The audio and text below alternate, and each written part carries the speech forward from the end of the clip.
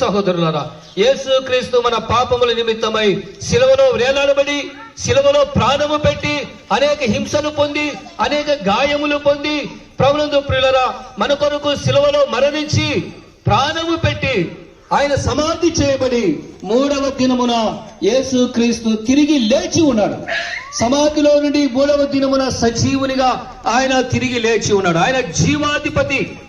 కాబట్టి యేసు ప్రభు మన కొరకై ఆయన 3వ దినమున తిరిగి లేచి ఉన్నాడు. కనుక నీవు కూడా విశ్వసించినట్లయితే, నీవు కూడా యేసు ప్రభువును నమ్మినట్లయితే, ఆయన వచ్చే రాకడలో నిన్ను కూడా ఆయన సమాధిలో నుండి నిన్ను లేపి ఆ నిత్యరాజ్యమునకు వారసునిగా నిన్ను చేయగలడు. కాబట్టి ప్రియమైన వారులారా, ఈ సమయంలో మరి యేసు క్రీస్తును నువ్వు సొంత రక్షకునిగా అంగీకరించాలని, ఆయనే నిత్య జీవమును, ఆయనే మోక్షమును, ఆయనే మన కొరకు పరమార్థమును అయి ఉన్నాడని దేవుని వాక్యము తెలియజేస్తా ఉన్నది.